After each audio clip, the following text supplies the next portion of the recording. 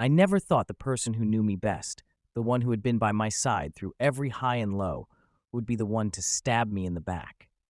My best friend Ryan wasn't just a friend, he was like my brother. We met in middle school, bonded over video games and soccer, and by the time we were in college, everyone knew us as a package deal. If you saw one of us, the other wasn't far behind. Ryan was the type of friend who could make a bad day better with just a stupid joke. He knew all my embarrassing stories, the time I tripped in front of my crush in ninth grade, the ridiculous haircut I tried to pull off in sophomore year, even the stuff I never wanted anyone else to know. I trusted him with everything, because that's what you do when you call someone your best friend. But that trust became my biggest mistake. It started small. Ryan had this habit of oversharing online. He loved social media, always posting memes, inside jokes, and little snippets of our lives. At first, it didn't bother me. Sometimes I even laughed at the stuff he shared, even when it made me look dumb. But then the posts started to get personal. One day, he posted about how I failed my driver's test twice. Another time, he shared a screenshot of a private text I'd sent him about a girl I liked, joking to his followers that I was hopeless with women. At first, I brushed it off. I told myself he didn't mean any harm, that it was just his way of being funny. But deep down, I felt exposed. I should have spoken up sooner. The breaking point came one Friday night. I had just gotten home from work when my phone started blowing up with notifications. Friends, classmates, even people I barely knew were messaging me, asking if what they saw online was true. Confused, I opened my social media, and my heart dropped. Ryan had posted one of my biggest secrets. A year earlier, I went through a really rough time. My dad lost his job, money was tight, and I was struggling with anxiety so badly that I had to start therapy. It wasn't something I shared publicly. Only Ryan knew, because I trusted him not to judge me. But there it was, on his account, written in his usual joking tone. Crazy how my boy goes to therapy every week just to survive Mondays. The comments were brutal. People laughed. Some even mocked me directly, calling me weak or pathetic. My chest tightened as I scrolled, tears stinging my eyes. That wasn't just a joke. That was my life, my pain, and he turned it into entertainment. I couldn't believe it. The person I had trusted most had turned my deepest struggles into a punchline for likes and attention. And in that moment, one thing became painfully clear. Ryan wasn't my best friend anymore. He was my betrayer.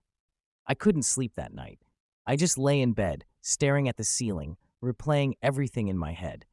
The post was still up, still getting comments, and every new notification felt like another knife to the chest. I wanted to scream, cry, smash my phone, anything to make the humiliation stop. By the next morning, I had decided I couldn't let this slide. I called Ryan, my hands trembling as I held the phone. He answered on the third ring, sounding way too casual, like nothing had happened. "Yo, what's up?" he said, almost cheerful. "What's up?" I snapped. "Are you serious right now, Ryan? You posted my therapy sessions online. Do you even realize what you did?" There was a pause. Then he laughed. Actually laughed. "Dude, relax. It was just a joke. People joke about therapy all the time. Stop taking it so seriously." My chest tightened with anger. "A joke? That was private. You knew I didn't want anyone to know. You humiliated me in front of everyone." He sighed like I was being dramatic. "Come on, man. Everyone already knows you're kind of sensitive. It's not that deep. If anything, people probably respect you more for being open about it." His words stung because I knew he was lying. He didn't care about respect. He cared about likes, followers, and being the funny guy online.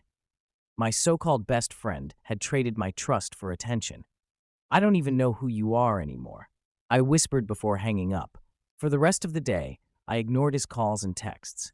I thought maybe he'd realize how badly he hurt me and take the post down.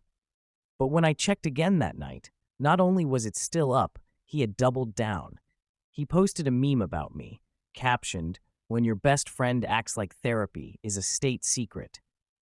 The comments poured in again, and this time, people tagged me directly.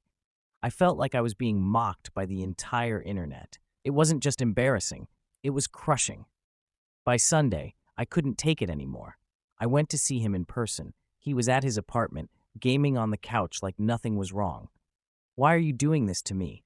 I demanded, standing in his doorway. He didn't even look away from the screen. You're overreacting. It's not a big deal. People laugh. They move on. Chill. Not a big deal, I shouted. You took my pain, my struggles, and turned them into a joke for strangers. You betrayed me, Ryan. Finally, he paused his game and looked at me, annoyed. Bro, you're acting like I ruined your life. It's just the internet. Stop being so soft. In that moment, I realized something painful. Ryan didn't see me as a best friend anymore. To him, I was just content, a source of laughs, likes, and shares. And standing there in his apartment, I knew one thing for sure. Our friendship was over. But what I didn't know was that things were about to get even worse. Because Ryan wasn't finished with me yet. Walking out of Ryan's apartment that day, I felt a mixture of rage and heartbreak. This was the guy I'd trusted since middle school. The guy who knew everything about me, my fears, my insecurities, my dreams, and now he was weaponizing them for laughs.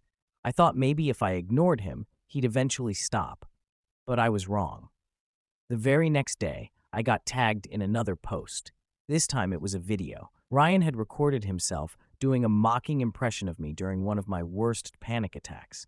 He flailed his arms, pretended to hyperventilate, and added text that said, "When life is too hard and you need your therapist to babysit you." I froze. My stomach dropped and I could barely breathe.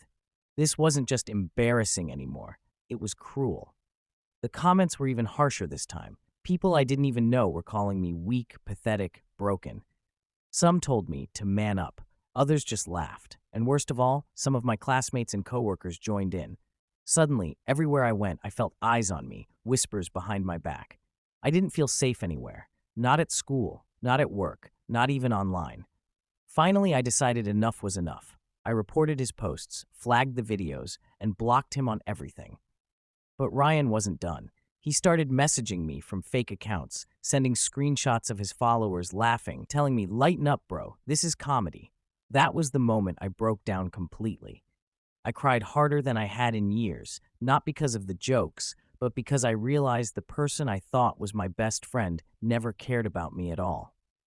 I ended up confiding in someone else, my cousin, who had always been like a sister to me. When she saw the posts, she was furious. "This isn't just betrayal," she said. "This is harassment." She helped me take everything to the school counselor and even to HR at my part-time job, since some coworkers were involved in spreading it. To my surprise, people took it seriously. The posts were eventually taken down, and Ryan faced consequences. At school, he got suspended for cyberbullying. At work, he lost the respect of people who had once laughed along. Suddenly, the funny guy wasn't so funny anymore. But the damage between us was permanent. I never spoke to Ryan again. The trust, the bond, the years of friendship, all destroyed because he cared more about clout than about me. It took months to heal. Therapy helped, and so did leaning on the people who actually supported me. I learned something painful but important. Not everyone who calls themselves your best friend deserves the title. Ryan may have betrayed me, but in the end, he revealed his true self and set me free from someone who was never really in my corner. Now, when I look back, I don't feel shame anymore. I feel stronger. Because I survived the humiliation, I rebuilt myself, and I discovered who my real friends are. And Ryan, he'll just be another lesson in betrayal, one I'll never forget. If this story kept you hooked until the very end, don't forget to subscribe to Storybar, give this video a like, share it with your friends, and leave a comment below. Your support helps us bring you even more stories full of drama, betrayal, love, and life-changing decisions. Don't miss the next one.